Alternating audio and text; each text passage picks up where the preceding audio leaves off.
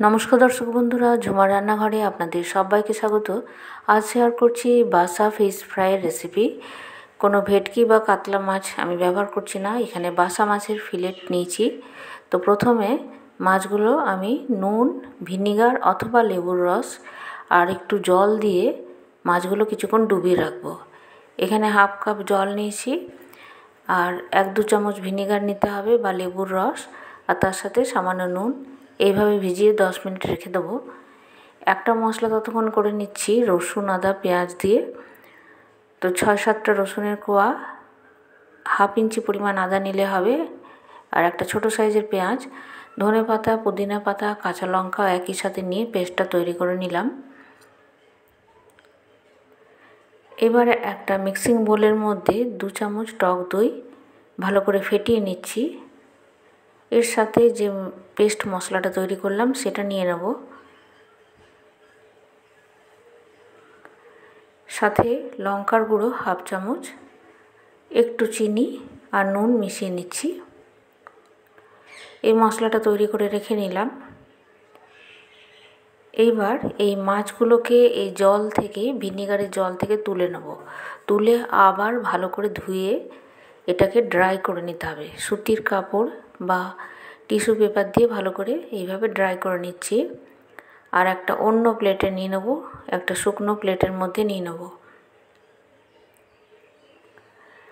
মাছগুলো ড্রাই হয়ে গেছে। এবার এতে প্রথমে নুন সামান্য, আর দিয়ে দেবো লেবুর রস আর গোলমরিচের গুঁড়ো। ভালো করে একবার হাত দিয়ে মেখে নিচ্ছি।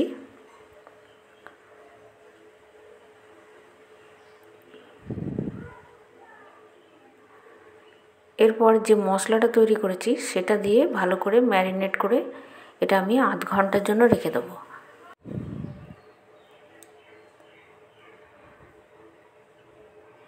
এইবার একটা মিক্সিং বোলের মধ্যে হাফ কাপ জল নিয়ে 2 চামচ অ্যারারুট বা 1 চামচ নিলেও হবে, পরিমাণ অনুসারে যতটা মাছ। এখানে জল ফুটতে দিয়েছি, তার মধ্যে ওই অ্যারারুট মেশানো জলটা একটু একটু করে মেশাবো আর নাড়তে থাকবো। এরপর গ্যাসের ফ্লেমটা অফ করে দেবো। একদম একটা মাড় বা ভাতের ফ্যান যেমন হয় সেরকম হবে। তো এতে ডিম মেশাতে পারেন, আমি ডিমটা মেশাইনি, ঠান্ডা করে ডিমটা মেশাতে হবে। এবার এই মশলা সমেত মাছগুলো উঠিয়ে বিস্কুটের গুঁড়োর মধ্যে এইভাবে কোট করে নেব। সবগুলো এইভাবে তৈরি করে নিতে হবে। এরপর যে অ্যারারুট মেশানো জলটা করেছি তার মধ্যে ডুবিয়ে ডুবিয়ে বিস্কুটের গুঁড়ো মাখিয়ে এইভাবে ফ্রাইগুলো গড়ে নিতে হবে।